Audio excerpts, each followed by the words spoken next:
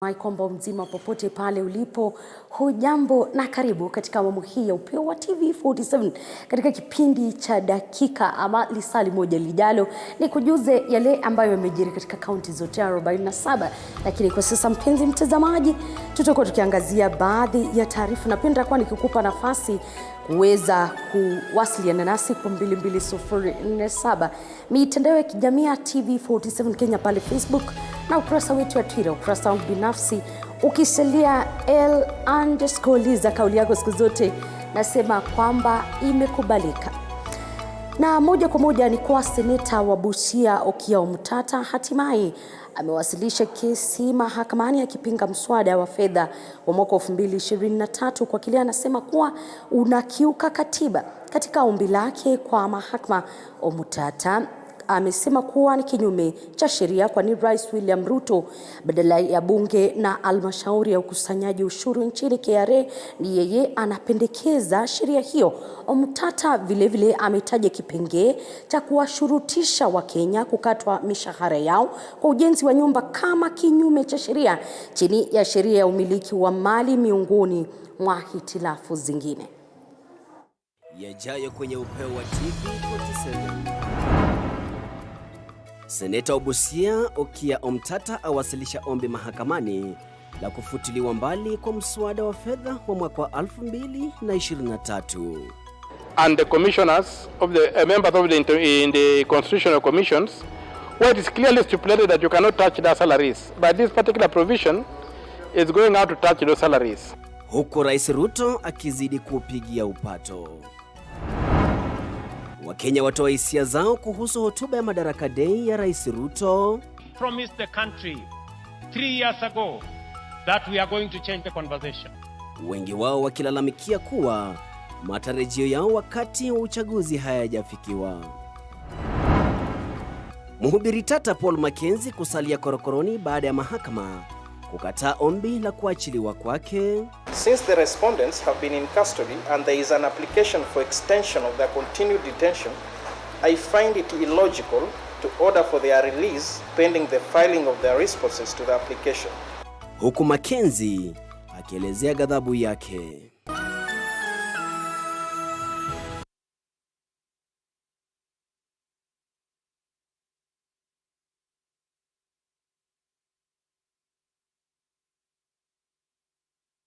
Karibu tena mpenzi mtazamaji, na bila shaka litakuwa ni lisali moja la kukujuza yale ambayo yamejiri katika kaunti zote 47, lakini kwa sasa nitarejelea hili. Seneta wa Busia Okiya Omtata hatimaye amewasilisha kesi mahakamani akipinga mswada wa fedha wa mwaka 2023 kwa kile anasema kuwa unakiuka katiba. Ombi lake kwa mahakama, Omtata anataka mahakama itangaze mswada huo kuwa kinyume cha sheria kwani Rais William Ruto badala ya bunge na halmashauri ya ukusanyaji ushuru nchini KRA. Omtata vile ametaja kipengee cha kuwashurutisha Wakenya kukatwa mishahara yao kwa ujenzi wa nyumba za bei nafuu kama kinyume cha sheria, na ni swala ambalo anasema ni hitilafu miongoni mwa vipengee vingine katika mswada huu. Baada ya kumtishia Rais William Ruto kuwa atafika mahakamani iwapo hataondoa baadhi ya vipengee katika mswada wa fedha wa mwaka wa 2023, seneta wa Busia Okiya Omtata amewasilisha ombi kotini akitaka mahakama itupilie mbali mswada huo ambao wanadai ni kinyume cha sheria. So I perceive this to be cascading threats against the constitutional order of this country, and I've moved ahead to invoke that power that I have as a citizen. Kwenye ombi lake, Omtata anamshtaki Ruto kwa kufanya baadhi ya mapendekezo yaliyojumuishwa katika mswada huo, akidai kuwa ni wajibu wa bunge au halmashauri ya ukusanyaji ushuru nchini KRA inafaa kupendekeza. But what is happening right now is that the power to tax has gone to the executive. They are like talking in a manner that they are not proposing or requesting. They are talking that whether you like it or not, you'll have to do ABCD.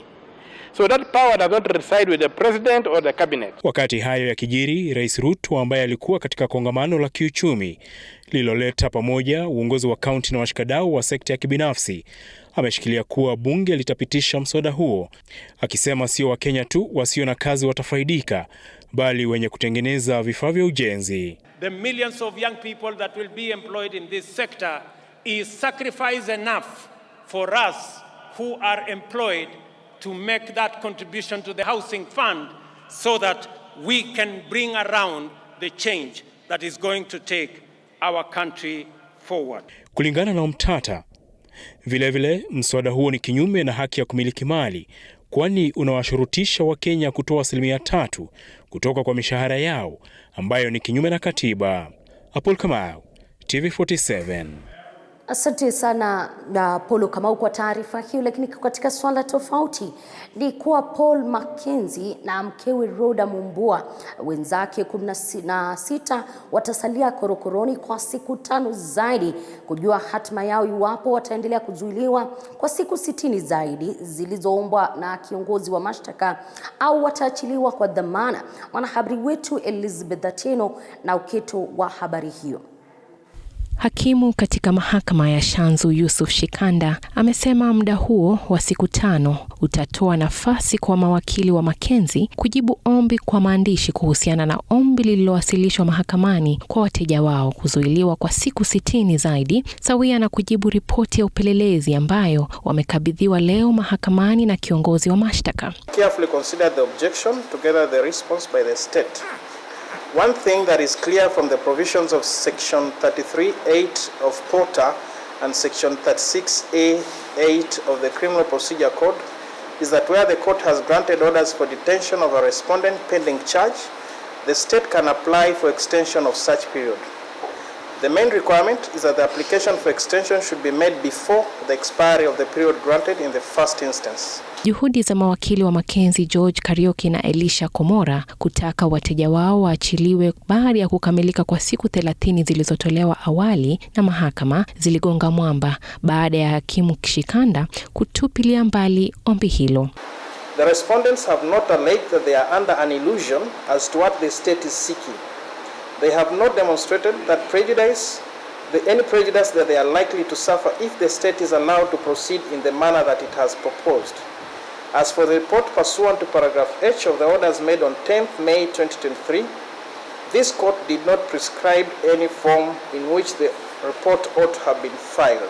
Kiongozi wa mashtaka Yami Yamina aliwasilisha ombi la kutaka kuzuiliwa kwa washukiwa hao baada ya siku 30 walizopewa awali na mahakama kukamilika, akisema zitawawezesha maafisa wa upelelezi kukamilisha uchunguzi ili kumfungulia Mackenzie na wenzake mashtaka. My opinion is that the wisdom behind the requirement for applying for extension before the expiry of the period is that the application for extension is tied to the initial application and cannot be considered as a fresh or new application altogether. It is my further view that the state having applied for a period of 90 days and only 30 days having been granted, there was no need for filing a fresh application for extension. Hakimu katika mahakama ya Shanzu Yusuf Shikanda ameamuru mawakili wa pande zote mbili kufika mbele yake katika mahakama ya Shanzu siku ya Jumatano wiki ijayo kwa uamuzi. Since the respondents have been in custody and there is an application for extension of their continued detention, I find it illogical to order for their release pending the filing of their responses to the application. For avoidance of doubt, the respondents shall remain in custody pending the filing of their responses. Kufikia sasa, miili ya watu 243 imepatikana katika msitu wa Shakahola. Shughuli ya kufukua miili ilisitishwa kwa wiki 2 ili kukamilishwa kwa zoezi la kupasuliwa kwa miili iliyokamilika siku ya Jumatano wiki hii. Awamu ya 3 ya ufukuzi wa miili itaanza tena siku ya Jumanne wiki ijayo. Elizabeth Ateno, TV47. Asante sana Elizabeth kwa kazi hiyo. Baadhi ya wahudumu wa bodaboda wameelezea kutokubaliana kwao na pendekezo la Rais William Ruto kwamba serikali itawapa pikipiki za umeme, wakisema kwamba hazitaweza kuwahitimisha ama kuwastahimili katika kibarua kigumu. Haya ni baadhi ya Wakenya wengi ambao wametoa hisia zao kuhusu hotuba ya Rais ya maadhimisho ya siku kuu ya Madaraka, na ambayo ni taarifa imeandaliwa na mwanahabari wetu Vera Albata.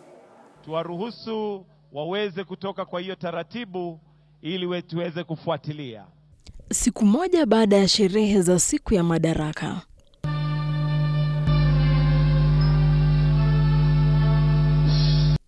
Wakenya wanazidi kutoa hisia zao kuhusiana na hotuba ya Rais William Ruto, wengi wakilalama kwamba wanapata ugumu wa kumudu gharama ya maisha. I did promise the country 3 years ago that we are going to change the conversation. That the conversation is not going to be anymore about leaders. It is going to be about citizens.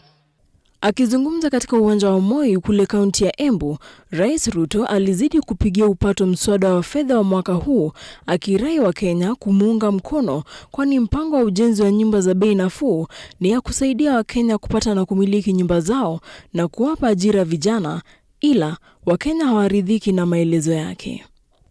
Wengi tuliozungumza nao wakisema kuwa ahadi zao za wakati wa uchaguzi bado hazijafikiwa. Mimi nataka niwahakikishie tutashikamana, tutafanya kazi pamoja ili tutimize malengo yetu. Kuhusu mpango wa kutoa pikipiki zinazotumia umeme ili kupunguza gharama ya petroli, wahudumu wa bodaboda kaunti ya Bungoma wameelezea kutokubaliana kwao. Kuna pikipiki ambazo zinakuja ambazo zinatumia stima, yani zinakuwa charged electronic motorbikes. Na hiyo sample tumeiona, hiyo sio pikipiki. Unajua kazi yetu ya bodaboda ni kazi ambayo tunafanya kazi ngumu sana. Wengi wao wanasema kuwa pikipiki hizo za umeme haziwezi kustahimili kazi ngumu pikipiki za sasa zinazotekeleza. Kazi ambayo tunafanya kazi ngumu sana. Tunabeba mizigo, hata saa zingine kazi ikiwa mbaya unaweza beba watu 3 kwa pikipiki. Lakini hiyo sample ambayo tumeiona, hiyo pikipiki haiwezi hiyo kazi yetu. Hiyo ni pikipiki ya starehe ya watu mabwenyenye wenye wako navyo kidogo. Sio sisi wenye tuna hustle. Kuhusu afya, Rais alisema kuwa bima la afya NHIF itawajibika kutoa huduma kwa Wakenya. Haya yanajiri baada ya utata wa mkataba wa bima hiyo na hospitali za kibinafsi za mashambani. We are reforming the National Health Insurance Fund to meet the urgent needs of Kenyans at the bottom of the socio-economic structure by actualizing its purpose as a social medical insurance facility. Serikali inapoendelea kufanya kazi, Wakenya wanaendelea kujitia moyo kuwa hali ya uchumi na maisha itaimarika. Vera Albata, TV47, Nairobi. Katika masuala tofauti ni kwa wenyeji wa kijiji cha Lebanon wameshangazwa na kisa cha mwanamume mmoja eneo hilo kumpika mbwa kwa nia kumla akidai ana njaa zaidi. Na kama anavyotuarifu mwanahabari wetu Violet Auma, ni kwa wakazi sasa wanarai wa hisani pamoja na serikali kuingilia kati na kumsaidia jamaa huyo kwa jina Muhamadi Mutua kutokana na hali ngumu ya maisha inayowaadhiri Wakenya wengi. Japo Wakenya wengi nchini wanakabiliwa na hali ngumu ya maisha kutokana na kuzorota kwa uchumi, wengi hawangedhania kuwa hali hiyo ngumu ingemsukuma Muhamadi Mutua kuchuna na hata kubadilisha mbwa kuwa kitoweo. Ilikuwa ni muda wa saa 9 hivi ambapo nilipigiwa simu na kiongozi wa nyumba 10 kwamba kuna mtu anachinja mbwa. Nikaja nikakuta kweli anatoa ngozi na amekuja na mbwa yake. Sijui ameitoa wapi, hatujui, lakini amekuja naye akaanza kuichuna. Nikaja nikashuhudia kweli, nikaona anaichuna. Ushahidi uliosheheni kwa vipande vya mbwa ambavyo tayari vilikuwa vishatiwa katika sufuria tayari kupikwa. Sasa nimetulia hapa, wale ndio wazazi wangu, wale ndio familia kwangu, ilikuwa hapa nikiwa mdogo, lakini wote waliniacha nibaki hapa peke yangu mdogo. Sasa sina mwingine ambaye anaweza ni promote ni kunisaidia hapa kama mwenzangu ambaye anaweza ishi naye. Sasa nimekuwa na maisha mengine kidogo kwangu makubwa. Sababu nimeona mmekuja pia naona kwa kupeni msaada. Kisa cha jamaa huyu kumpika mbwa kwa madhumuni ya kumfanya kitoweo kikiwaacha wenyeji hapa wa kijiji cha Lebanon, kaunti ya Voi vinywa wazi. Akasema basi mimi nilipopata hii nikaona afadhali nilete nije nikatekate nifanye mboga. Nikamuuliza ufanye mboga unakula nani? Nasema si nikila hivyo hivyo nitashiba. Sasa kama njaa iko sina unga sina chochote, nikamwambia basi si ungekuja nikakutilia kidogo. Akaniambia kwani kila siku utakuwa unanipatia? Si wewe saa nyingine wewe unasema hujapata chochote. Si wewe mwenyewe pia ukitafuta huwa unakosa. Huwa nakukuta ukinywa strong. Nikamwambia kwa hivyo unakula? Akaniambia Wakazi wanadai kuwa jamaa huyu amekuwa akifanya kazi ya kuuza vyuma vikuukuu na kuwa ilisambaratika kutokana na kuzorota kwa uchumi wa nchi. Hapa chini ya mti yakiwa ndiyo makao yake. Kutokana na kisa hiki cha kushangaza, wenyeji sasa wanaomba wahisani kuingilia kati na kumsaidia jamaa huyu. Nikiripotia runinga ya TV47, naitwa Violet Auma. Na bila shaka tunatumai kwamba Mutua atapata namna ya kujisaidia hasa katika masuala ya kukabiliana na hali ngumu ya maisha. Lakini Nabii Yohana watano kutoka Bungoma amejisalimisha mbele ya kituo cha polisi kutokana na agizo la kamanda wa kaunti hiyo Francis Koli. Yohana alitakiwa kujibu baadhi ya maswali ambayo yamemkabili, na hii ni baada ya dini yake kutiliwa shaka. Haya yanajiri wakati ambapo kamanda wa kaunti hiyo anaendelea kufanya msako wa makanisa ambayo hayajasajiliwa.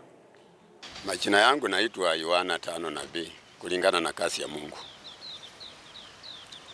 Nimefika kwa hii station saa 3:30 hapo.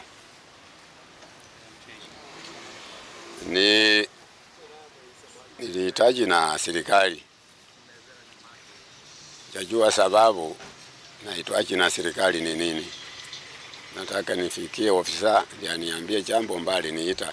Sababu Jumatatu alikuwa kwa boma yangu na mimi sikukua. Hiyo Jumatatu ya hii wiki nilifika boma saa 8, wanasema nahitaji na serikali bakuone. Sikujua sababu kubwa ni nini. Ndio nimekuja sasa mbele ya serikali waniambie sababu kubwa ambayo waliniitia hapa. Chaelewa sababu ambayo waliniita. Chaambia statement nini ambayo ilifanya wakaniita hapa. Naomba tu usije si mambo mbaya.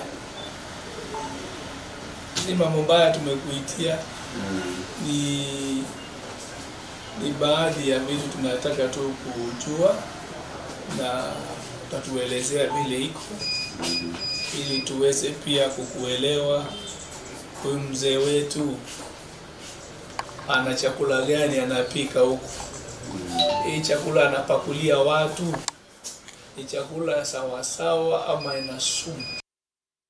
Ni taarifa ambayo kutoka huko na mahali kwingine humu nchini tutakuwa tukifuatilia kuhusiana na masuala hayo ya deni. Lakini serikali ya kaunti ya Turkana imetenga takriban shilingi milioni 150 kwa ajili ya kujenga nyumba za waathiriwa wa kuimarisha hali ya usalama mpakani mwa Turkana, Baringo na Pokot Magharibi. Hii ni mojawapo ya mikakati inayowekwa kukabiliana na utovu wa usalama kaskazini mwa bonde la Ufa. Mwanahabari wetu kutoka Turkana Kitio Mika Masai na mengi zaidi. Ni katika maadhimisho ya siku ya Madaraka Day katika kaunti ya Turkana ambapo gavana wa Turkana Jeremiah Lomurukai alipotoa hakikisho kwa wenyeji kuwa serikali yake inatilia maanani suala la utovu wa usalama mpakani. We have supported the disarmament effort, appeal for the voluntary surrender of 20 guns by Turkana youth in Kakomu.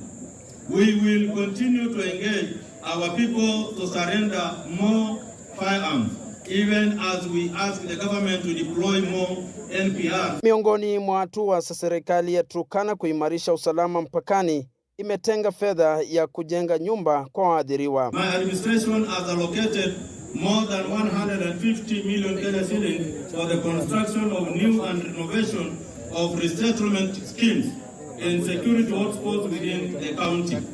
We are steadfast in our resolve to provide a safe and stable environment for all our residents. And these resettlement houses will serve as a symbol of our dedication to supporting those affected by conflicts. Kaunti ndogo za Turkana Mashariki na Turkana Kusini ndizo zimeathirika pakubwa na kusababisha hali ya masomo kukwama maeneo hayo. Eneo imekuwa na ukosefu wa usalama sana. Wamama wanapoteza maisha wakiwa wanaenda kutafuta kuni, kwa sababu kuni ndio livelihood ya watu wa upande huo na watu wengi. County Commissioner ndio macho ya Ruto hapa Turkana. Sai County Commissioner akimaliza hii meeting ataenda kuongea na Ruto. Aidha, Gavana Lomurkai ameitaka Wizara ya Usalama kuingilia kati na kuwaokoa raia 32 kutoka jamii ya Turkana waliohukumiwa nchini Uganda miaka 20 kila mmoja na mahakama ya kijeshi ya Uganda kwa madai ya kumiliki silaha haramu. I wish to also appeal for support from the Ministry of Interior and Foreign Affairs to secure the release of 32 residents of Turkana County who are in custody in Uganda following their arrest and unlawful conviction who by court-martial. Let us help bring back our people home and end the suffering in these foreign prisons. Wakati huo huo, kamishna wa Turkana Jacob Ouma amewaonya wanasiasa wanaomtusi rais kuwa chuma chao kimotoni. Ikiwa sasa itakuwa ni matusi, hata sisi watu nauma tutachukua hatua za kisheria. We cannot entertain that type of culture. This is a decent country. Kenya is not a banana republic where you walk around insulting the president, insulting other people. Wacha tuwe civil, wacha tuwe watu ambao wamekomaa kisiasa, wacha tuongee mambo ya maendeleo. Kitio Mika Masai, TV47, Lodwar County ya Turkana. Asante sana Kitiumika kwa taarifa hiyo. Kila tarehe mosi mwezi Juni, Wakenya kutoka matabaka mbalimbali wanajumuika na kusherehekea sikukuu ya Madaraka, siku ambayo taifa lilijitawala baada ya kujinasua kutoka kwa wakoloni. Ila sasa imebainika kuwa miaka 60 baadaye, bado Wakenya wengi waliopigania uhuru wa taifa hili, hususan wana Maumau, wanahangaika bila msaada wote kutoka kwa serikali. Mtaa wa Ololunga, kaunti ya Narok. Hapa ni makao kwa baadhi ya wazee waliojionea jinsi wazazi wao walijikakamua kupigania uhuru wa taifa la Kenya. Tunapatana naye Samuel Ole Naimondo mwenye umri wa miaka 80. Licha ya umri wake, Naimondo bado anakumbuka vyema jinsi wazazi wake walimficha yeye pamoja na ndugu zake katika msitu ili kuwalinda kutoka kwa dhulma za wakoloni waliokuwa wanawatishia maisha. Kwa hivyo tuliona tu nchi imepoa na tukakaa vizuri. Lakini mbeleni hatulali. Usiku na mchana ndio hawa wamekuja, wanatolea watu na kugonga na mabunduki, na sisi watoto naye tunajificha huko msituni. Tunawaona tu, tukiwa huko tunaona tu, na tukiwaangalia nao wakiona watoto wanarudishwa hapa mahali kwa watu wengine.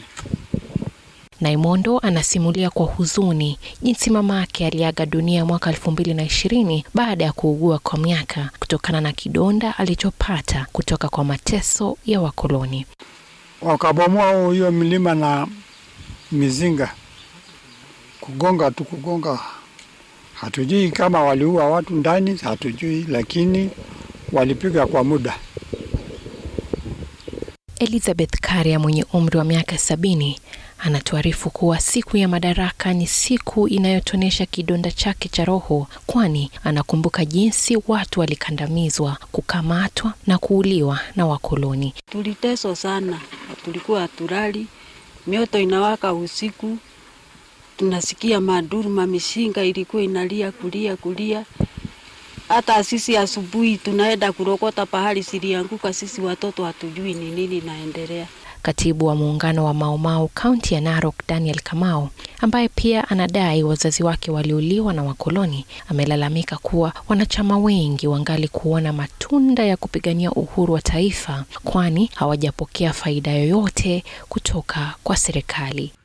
Ili kila sub county iko na detention camp ambao watu walikuwa wanatesewa. tuweze kupatiwa sehemu zile ili tuweze kufanya mambo ambao italeta ukumbusho wa watu wa Mau Mau katika sehemu ya Narok. Elizabeth Atieno, TV 47. Kazi safi Elizabeth Atieno. Na tukisonga kwingine ni kuwa spika wa bunge la kitaifa Moses Masika Wetangula amesuta kinara wa Azimio One Kenya Raila Odinga kwa kutotumia njia badala ya kuendesha upinzani kando ya kuandaa maandamano ambayo yamekuwa yenye uharibifu humu nchini. Akizungumza akiwa kijiji cha Milo, eneo bunge la Webuye Magharibi, kaunti ya Bungoma, Wetangula amesema kuwa bila amani nchini hakutakuwepo na maendeleo na ustawi wa uchumi. Hata hivyo, amewahakikishia wakazi kuwa serikali ya Kenya Kwanza ipo mbioni kuwa inahakikisha kuwa inafufua viwanda vyote na haswa kiwanda cha kusagamiwa cha Nzoia, akisema kuwa inapania kukuza kilimo nchini kwa kushukisha bei za pembejeo zaidi ya mwaka kesho. Watu wanataka kuleta vurugu, tunawaambia there are many ways of skinning a cat. Unaweza kuanzia kwa kichwa, kwa mkia, kwa tumbo, kila mahali, but don't destroy our country. Yes. We want peace because without peace we can't develop. Without development we can't move forward. Serikali ya Kenya Kwanza iliingia kama nchi imesambaratika na sasa iko mikakati ya kufufua uchumi. Hii Nzoia yetu haiwezi kufa mikononi mwa serikali yenye tuko nayo. Ndio rais atapokuja hapa wiki mbili ijayo, station ya kwanza kusimama itakuwa Nzoia. Wakulima wa miwa lazima tuwasaidie mwanze kupata pesa vile mlikuwa mnapata. Mwaka jana mbolea ilikuwa shilingi 6,700. Sasa na subsidies iko 3,500. Serikali inajaribu mwaka ujao iteremuke ifike. Tukiondoka huko Bungoma tunaingia Wajir, na ni kuwa maisha ya wakazi wa kaunti ya Wajir kimsingi yanategemea ufugaji wa mifugo. Hata hivyo, athari za ukame zimesababisha kuongezeka kwa dharura ya majaribio ya njia badala za kujikimu ukulima, ukiwemo miradi ya ukulima ikianzishwa katika maeneo kadhaa ya eneo bunge la Tarbaj katika kaunti ya Wajir, na jamii ikikumbatia kilimo kama njia ya kujenga ustahimilifu. Mwandishi wetu wa habari Hashim Jamal kutoka kaunti hiyo aliwatembelea wakulima hao na kutuandalia taarifa ifuatayo. Mabadiliko ya tabia nchi katika maeneo kame yameendelea kuathiri wakazi na hata mifugo. Katika kaunti ya Wajir hali si tofauti, wakazi huathirika mvua inapokosekana. Wakazi katika ukanda wa kaskazini mashariki mwa Kenya wameanza kutumia fursa na mbinu zilizopo kukabiliana na mabadiliko ya tabia nchi ili kuepuka athari kama za mifugo kufa wakati wa kiangazi. Ukitathmini uwezekano wa eneo la Wajir kujinasua kutoka kwa makali ya njaa, kundi la wanaume kutoka eneo bunge kavu la Tarbaj katika kaunti ya Wajir wanafanikisha kilimo cha mimea na kuasi ufugaji wa mifugo ambao kihistoria wamekuwa tegeo la wengi. Tulipoteza mifugo wakati wa ukame na mbinu ambayo tunalokumbatia ni tofauti kwa sasa. Tofauti kati ya kuwa mfugaji na mkulima ni mbinu tofauti kubwa sana. Mifugo zetu ziliangamia kwenye ukame ambaye tulioshuhudia. Asante kwa mbunge wetu aliyeturai kujinasua na ukulima. Safari ya mpango huu ilianza baada ya kundi hili kulazimika kuasi maisha yao ya ufugaji wa mifugo. Hapa wakisema kuna tofauti kubwa kati ya ufugaji na ukulima wa mimea. Wanyama nyingi zimekufa. Hatuna kitu ambaye watakula hii watu. Ni ile tu sasa imekuwa tu mambo ni kufuatilia mambo ya shamba. Shamba ni muhimu sana kuliko kitu kingine. Ukiangalia kitu kingine tuseme kama kutafuta mbuzi yako ama ng'ombe yako ama ng'ombe yako, lazima utafute hawa nyasi. Hiyo nyasi lazima wewe mwenyewe ulime. Kama sio hiyo hakuna kitu. Hiyo mbuzi ama hiyo kijako itakufa. Tunataka kitu ya kwanza tunataka mheshimiwa haraka tunataka atuletee mambo ya piping, tufensie sisi wa shamba wetu, tunataka drilling, tunataka irrigation. Yote sisi tunahitaji kwa sababu sisi hasa tunaishi mpaka wa Tarbaj. Tamajo ndio mwisho wa Tarbaj tukisema ukweli. Pamoja na mabadiliko ya tabia nchi, ufugaji umekuwa chaguo la maisha lisiloendelevu. Kwa kuhimizwa na mbunge wa eneo lao Hussein Abdi Bare na kuwapatia mbegu na dawa za kuzuia wadudu wanaovamia mimea yao, wakulima hao wapya wameamua kuendeleza maisha yao kupitia fikra hii mpya. Mavuno yenye mafanikio mengi yatawawezesha wakulima hao kuuza mazao katika mji wa Wajir. Also very happy personally as an extension officer in the sub county. I'm very happy to underline the effort and the help and the cooperation the Member of Parliament for Tarbaj constituency, Mr. Hussein Abdi Bare, the support he gave us, the will he gave us, and the cooperation and the partnership he has shown with the sub-county agricultural department, the Department of Agriculture, Tarbaj. That has been practically seen when he chipped in through his effort, through his lobby. He boosted the control system of pests in the sub-county. Kama mjuavyo, kulikuwa na ukame, miaka mingi ya ukame, kama miaka 4 kulikuwa na ukame na wanyama wengi wakapotezwa. Vile ilipokuwa hivyo, mimi nikaanza kuhamasisha wakazi wa Tarbaj kuanzia wakati wa campaign, na baada hiyo hata katika msimu huo wa ukame nimeweza kupalilia ama kutayarisha mashamba kutumia trakta ya wakulima ili waweze kujitayarisha mvua itakapoanza waweze kulima. Na nilikuwa nikiwahimiza watu wajitayarishe kulima msimu huu wakati mvua utakapokuja.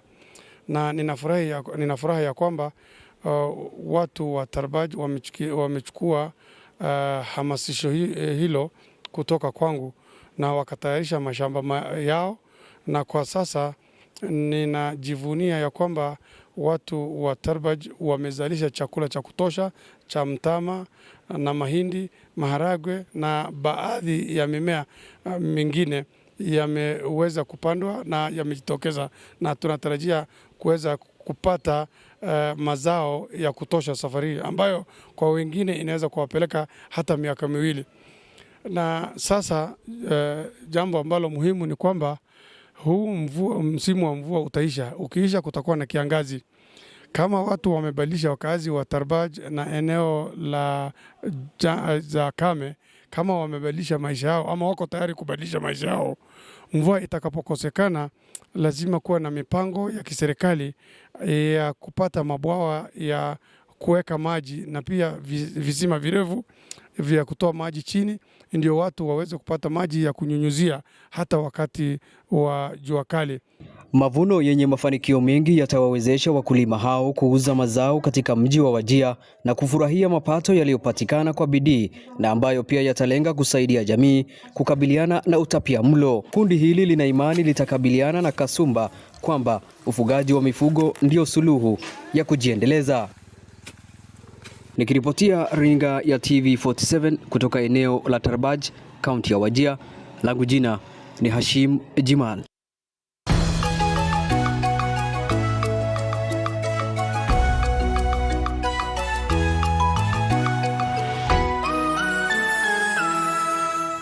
You are watching TV47.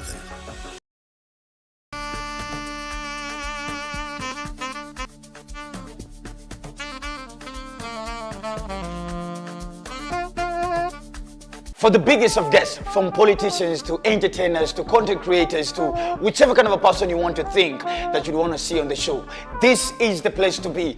Dr. Funike tonight. Each and every Wednesday. My name is DJ Listening, not your ordinary DJ. And of course, they call me the eagle himself. Your host, Dr. Funike, is my name. Of course, every Wednesday at 7:30. See you then. Don't touch. Make sure to join us. Tell your landlord as well. Jua unalipia wa parent. Sikose.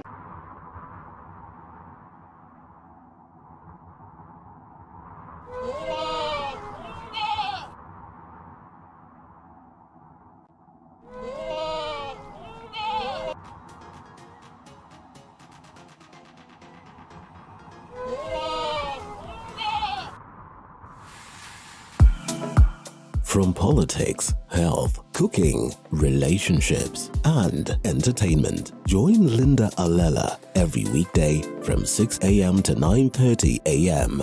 only on Morning Cafe.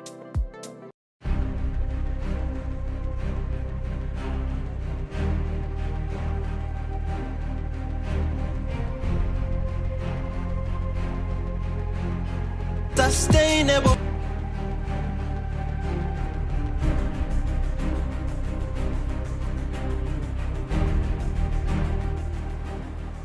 Your health is not just about going to the hospital. Your health is about prevention, it's about what you eat, it's about where you live. For this reason, the Body Garage Show exists. The part of the brain that deals with communication. Called primary hypertension, which means that we don't find a reason for that. Join me, Dr. Chepsi, every Thursday, 8 p.m.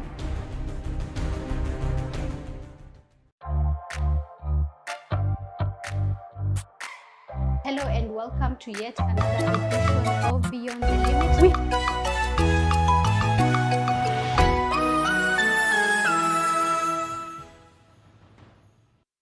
Karibu tena mpenzi mtazamaji, tuandamane hadi tamati.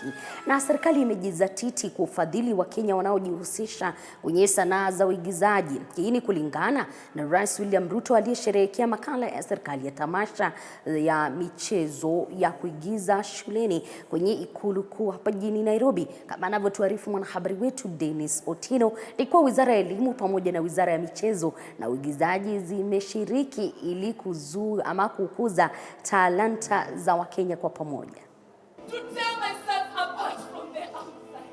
Makala ya 2023 ya washindi wa tamasha za michezo ya kuigiza shuleni yaliyoandaliwa kwenye ikulu kuu hapa jijini Nairobi yalijawa na mbwembwe za kipekee, huku shule mbalimbali kutoka kote nchini zikitumbuiza Rais William Ruto pamoja na viongozi tofauti wa serikali.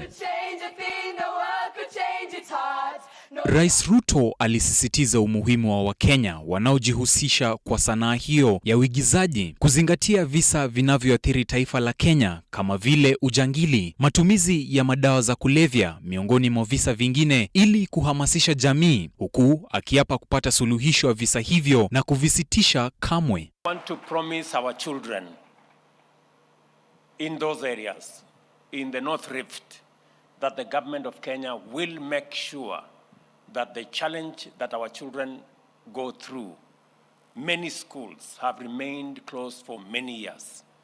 I promise them that listening to the girls from Santa Maria, the government of Kenya, as I undertook to the nation, is inspired to make sure that all our children go to school.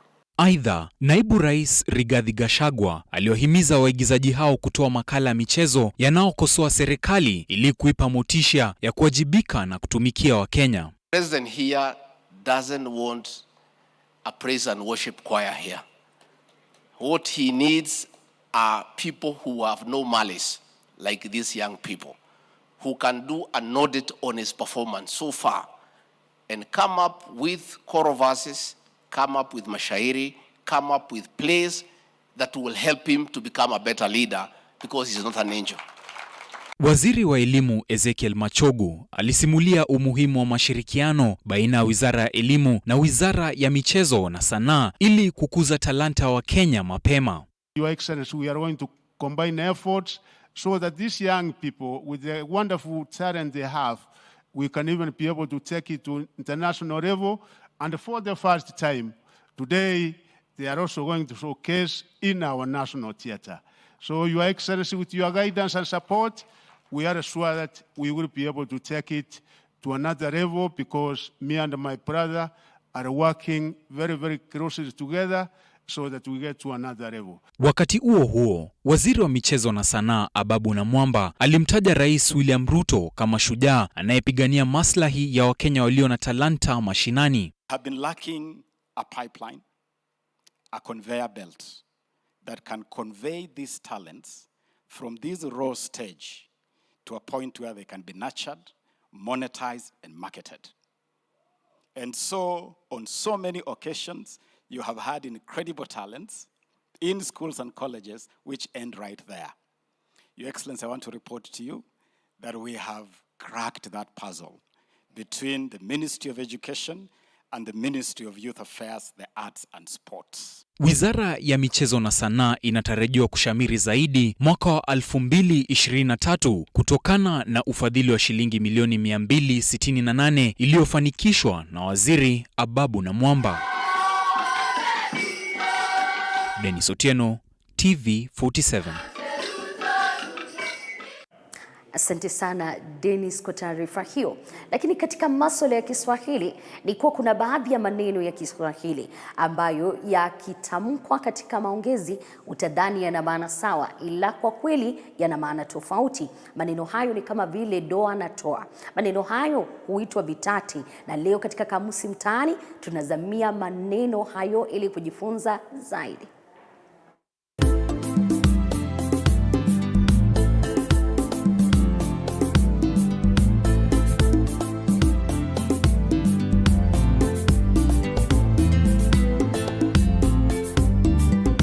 Naam, karibu mtazamaji kwenye kitengo chetu cha Kamusi Mtaani. Ni kitengo ambacho kinapania kufunza msamiati wa Kiswahili.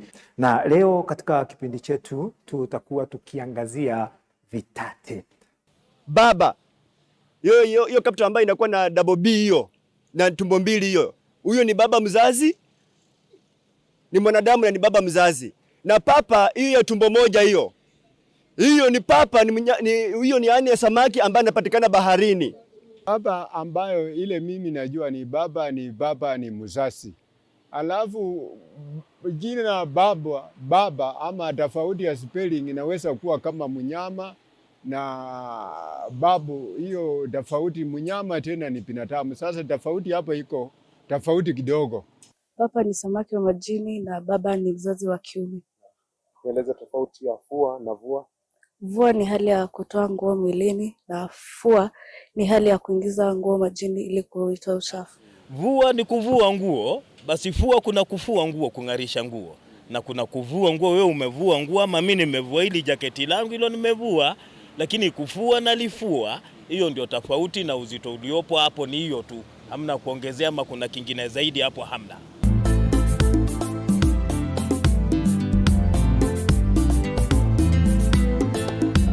Vitate mwalimu vinatokana na jina tata. Naam. Ama utata.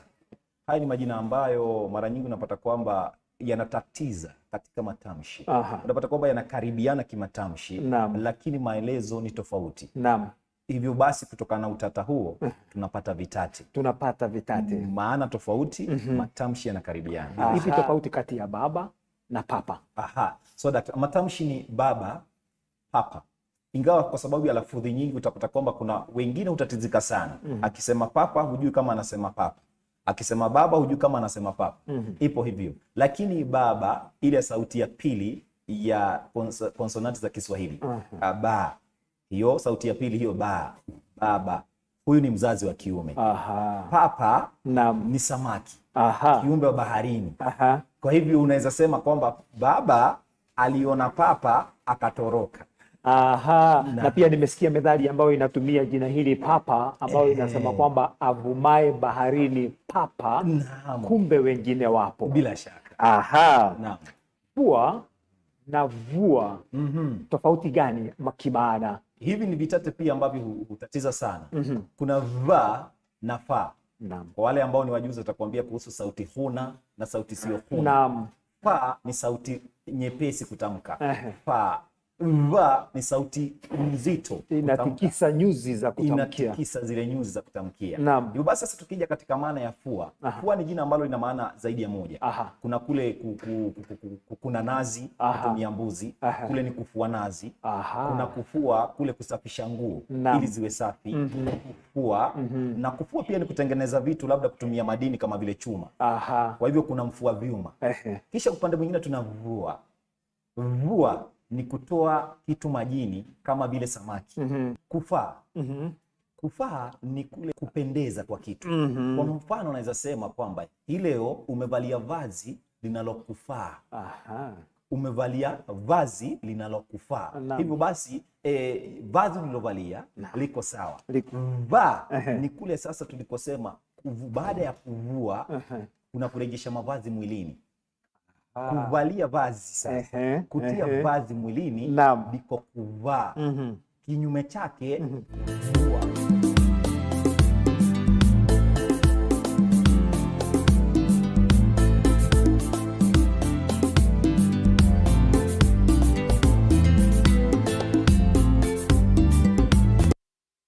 Wajua, wakati nilipokuwa nikimsikiza Mwalimu Yusuf Wambugu kuhusiana na hayo masuala ya maneno sawa ambayo yana maana tofauti, nimesikia fua na vua, nikakumbuka kwamba ninaweza tengeza sentensi kwa hili: nilifua ama nilivua nguo kisha nikazifua. Twende mbele. Lakini mapema leo Chuo Kikuu cha Mount Kenya Bewa la Thika ya kaunti ya Kiambu, kampuni ya Cape Media kwa ushirikiano na chuo hicho waliandaa hafla ya kipekee almaarufu Sikika Youth Fest, hafla ya kupigana na jinamizi la msongo wa mawazo miongoni mwa vijana. Hii ama hafla yenyewe ilihudhuriwa na mgeni wa siku, mkewe naibu wa rais Rigathi Gachagua, Dorcas Gachagua, na kama anavyotuarifu mwanahabari wetu Ronnie Regan ni kuwa Pastor Dorcas ameapa kwamba atapigana jino kwa ukucha kumtetea mtoto wa kiume ambaye ameachwa nyuma katika jamii. Muziki, raha na mbwembwe, shindo langu mimi mjikusanye wote, furaha bila karaha. Don't walk it, don't try. You supposed to be try. Kill up for me, go person, person we don't mind. When I land. Si kwingineko ila katika chuo kikuu cha Mount Kenya Bewa la Thika hapa jijini Nairobi. Watangazaji na mcheza santuri almaarufu DJ wa idhaa ya Radio 47 walirauka asubuhi kukupambia siku yako kwa burdan ya kukata na shoka.